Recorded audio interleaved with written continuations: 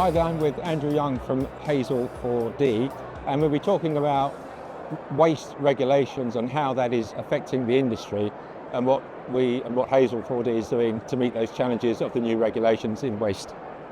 Yeah, so we've seen a big change this year with the introduction of EPR for the first time, so a lot more reporting requirements placed on businesses. I think that's really opened the door to the need to work with partners who can provide detailed information around packaging, breakdowns of materials, really the nuts and bolts of packaging waste reporting that's not been required in the industry before. I think for a lot of businesses, especially in the logistics world, these are considerations they've not had before, so it's led to some gaps like who's responsible for complete within our businesses, what do we need to do and when, and lots of the indecisive feedback around the government clarification on legislation has been tough for businesses to take on board. It's been kind of an opportunity for us. We focus on our expertise, building our reputation on providing information to our customers as a thought leader partner, as a trusted expert, and so being able to give those customers the advice about when to do certain reporting requirements and how to calculate that information, it's been a really big win for us as a packaging supplier. Okay, what are the major battles around sustainability? So for a number of years now we've seen this challenge around plastic versus paper and always the battle between cost and sustainability. Historically it's been a drive to reduce plastic usage wherever possible, and again that sometimes led to some challenges within businesses because plastic often is the right solution. We have a big speciality in pallet wrapping. There's paper pallet wrap out there, but it just doesn't do the same job as plastic. And when you're looking at reducing your packaging usage, you're looking at optimising what you're doing from a packaging perspective, plastic is really the right solution in many applications. Now, with some of the big brands we work with, they have blanket policies to reduce plastic, source out recycled content options, and it's taken a little bit of time for the supply chain to align itself with that output. So that's one key area.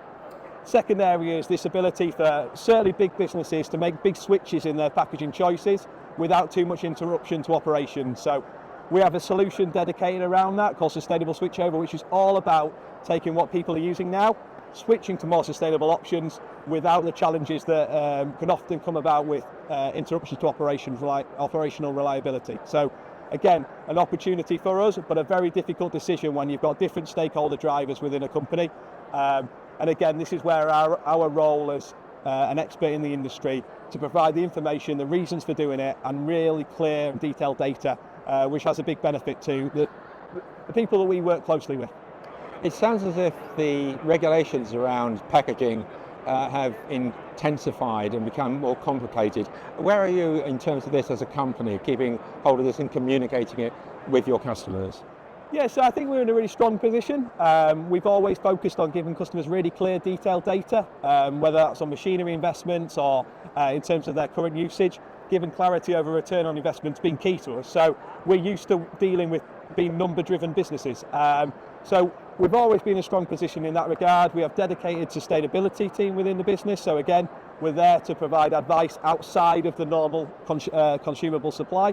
I think one of the challenges, though, is this being able to see where we're going to be in 2 to 3 years down the line, because if we can give the best advice to customers now, it means they're going to be well positioned for the future. And right now it's not quite clear certainly where the EPR will end up with modulated fees that are coming in, so there'll be extra costs around plastic and packaging and paper and packaging, and what we need to do is work with our customers to reduce their usage, minimise weight, and with that we should be able to position them best for the next few years. And just to emphasise, what are the main selling points that you can give to your customers about how they kind of manoeuvre with these new regulations? What are the key things you can do for them? So the key wins for them really is to get an understanding of what you're using. Now, a lot of big brands who are here today, a lot of the logistics companies that are exhibiting, packaging can sometimes fall through the cracks a little bit, and certainly on the reporting side of things, it's not always clear who's responsible for what. So what we can do is we can give you really simple data to start with. We can audit you on site, we've got a bespoke consultation service, which basically means we come in, we assess everything that you do, and we give you a clear and detailed report back. That's the best starting point. It means you understand where you're at today. We can then give you real detailed options around next steps, and then help you implement those as well. So service is probably our biggest strength as a business. So we're there to back it up with experts in servicing, experts in engineering team, and experts in sustainability. So really, if you're looking for someone who can simplify your packaging, can give you really good clarity over the next few years of the direction to go in, could do that horizon scanning on your behalf so you can focus on what your business does best, that's where we really add value to our customers.